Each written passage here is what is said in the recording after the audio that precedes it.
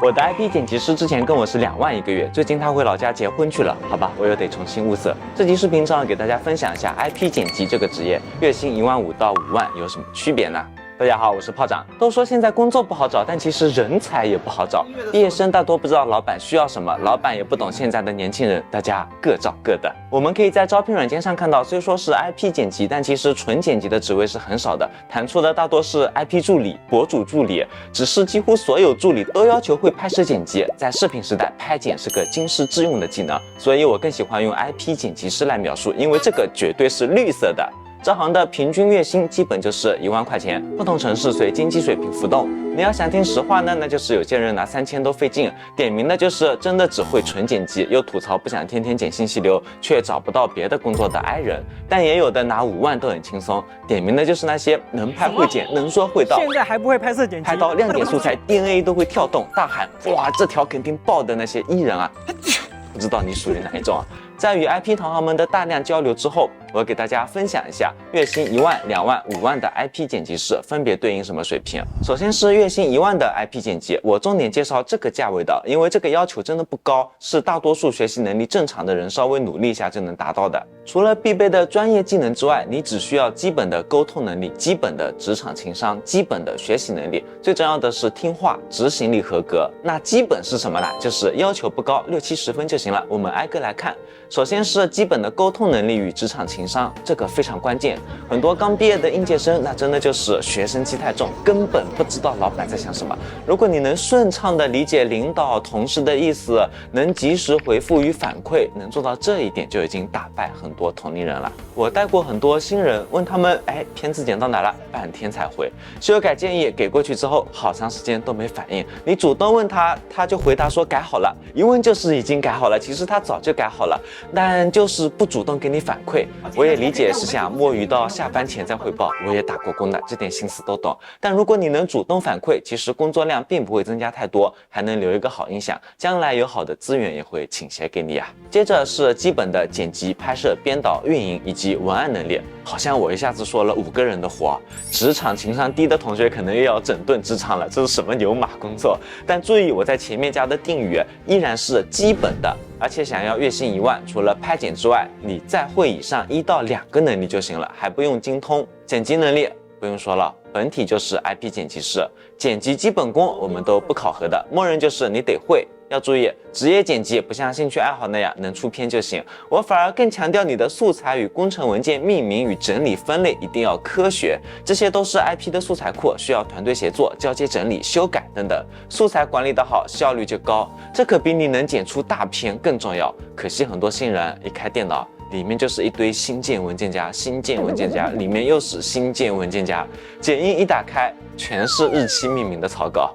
拍摄能力呢，也不需要你拍大片，你的 IP 需要经常收集营销素材，外出活动时你能用手机拍出角度、光线、构图正常的侧拍花絮，能把 IP 的装酷的照片简单美颜一下，那就是70分了。同时 IP 也经常要录节目，如果你能用相机给 IP 录口播，架好提词器、灯光、收音麦、监视器， IP 只要直接坐进去就能录了，那就已经80分了。这些真的很简单，都是有标准答案的操作，我甚至都不需要你会那么多，能调下三脚架的位置，能给相机按个快门就好了。再来说编导运营能力，并不是要求你真的去做编导做运营，而是你在前期拍摄的时候有编导思维， IP 的一举一动别全程都是一个景别一个角度，这样就很单调，你后期没法剪。如果在拍的时候就已经构思好，今天这条 vlog 要怎么剪，开场设计要用什么形式拉留存，怎么处理更有网感，剪辑的时候故意埋一个槽点，让大家在评论区吐槽拉互动，能做到这些都已经是80分往上了。我们月薪1万的薪资啊，到70分就差不多了。至于文案能力呢，也不是真的要让你写文章，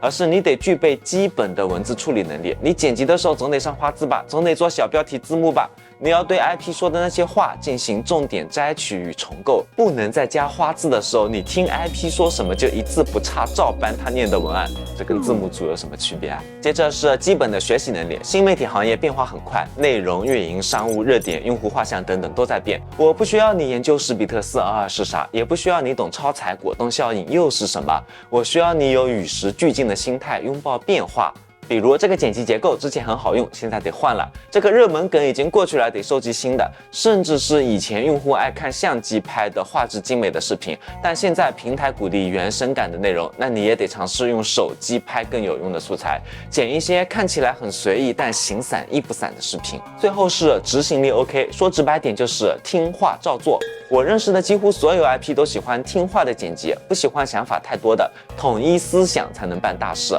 相信我，即便很多 IP 或者老板，他们最初是鼓励大家多发言的，多说自己的想法，但这仅仅是在决策前阶段。一旦 IP 做出了决策，无论你是赞成还是反对，都要好好的去执行到位。毕竟你才1万薪资，是不需要对结果负责的。即便 IP 的决策是错误的，你也照做。你越是快速的执行完毕并反馈， IP 就能越快发现错误并及时止损。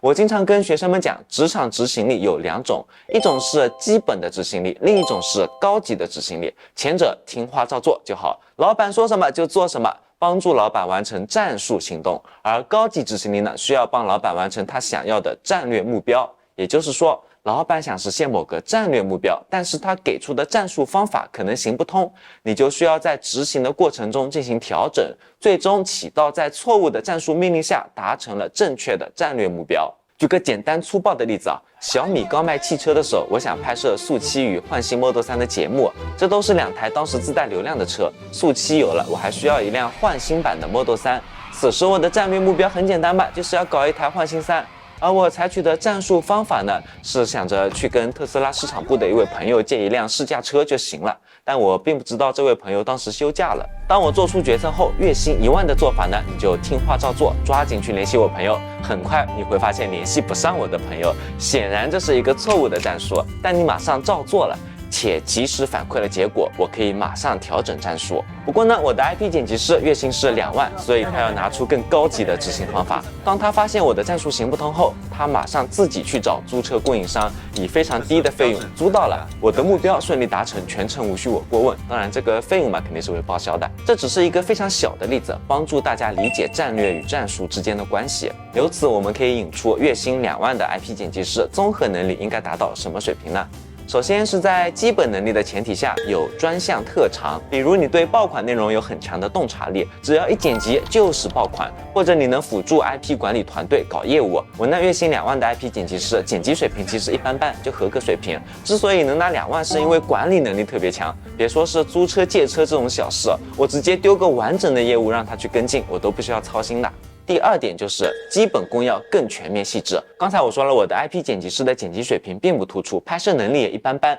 但我为什么还是认可他呢？因为他不会犯错误，做事情很细致，不像之前某些人动不动把相机弄坏，丢块电池，丢块存储卡，把设备搞得乱七八糟的。在职场里真的不需要你的能力很强，但一定要认真细致。细致的基本功配合1-2个专项特长，这就是90分的要求。90分的意思是你做的东西基本上表达的就是 IP 的意志，不用 IP 操心，剪的片子不太需要改，写的文章稍微润色一下就能用。如果要求再高一点，还要会帮 IP 整理选题、优化素材、做项目运营，要拿结果。2万的薪资里可能有一部分会被拿出来做绩效考核，比如爆款的数据需要达到多少，甚至还有额外的提成，也可能跟转化结果挂钩。2万的薪资绝对不是靠混就能拿到的，你得帮老板赚钱，你得拿到结果才行。那么再往上5万月薪呢？到这个程度就要看看 IP 自己年收入有多少了。如果只有100-200万，你一个人就拿走了60万，反正我是没遇到过这样的 IP， 你们遇到过的话可以介绍给我。